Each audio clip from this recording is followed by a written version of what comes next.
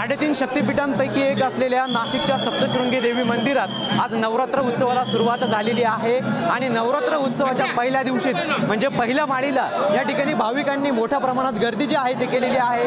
खरं तर नाशिकच्या सप्तशृंगी देवीला या ठिकाणी उत्तर महाराष्ट्राची कुलदैवत जे आहे ते समजलं जातं आणि त्यामुळे या ठिकाणी उत्तर महाराष्ट्रासह संपूर्ण राज्यभरातील भाविकांनी आज पहाटेपासूनच या ठिकाणी दर्शनासाठी गर्दी केल्याचं आपल्याला दृश्यांमध्ये पाहायला मिळतं आहे। आपण जर एकीकडे दृश्यांमध्ये बघितलं तर सप्तशृंगी देवीला आता या पडद्याच्या मागे आभूषण जे आहे ते आभूषण चढवण्याचं काम सध्या सुरू आहे आणि देवीला वस्त्र देखील या ठिकाणी आता मंदिराच्या जे पूजाविधी करणारे पुजारी आहेत त्यांच्या माध्यमातून घातलं जात असल्याचं आपल्याला पाहायला मिळतं आहे।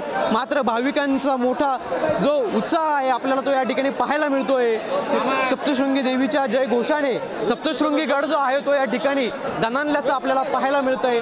आज पहाटेपासून भाविकांनी या ठिकाणी गर्दी केली असून सलग 9 दिवस नवरात्राचे भाविक या ठिकाणी गर्दी करणार आहेत। त्या अनुषंगाने प्रशासनाच्या वतीने आणि मंदिर प्रशासनाकडून देखील विशेष जी अशी खबरदारी आहे ती या ठिकाणी घेण्यात आल्याचं आपल्याला पाहायला मिळतंय। कॅमेरा पर्सन आकाश येवलेसह पवन येवले, TV9 मराठी, नाशिक।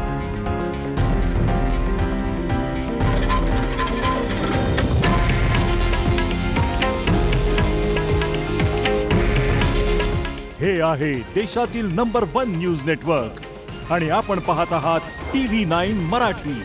काळजी तुमची, हित महाराष्ट्राचं।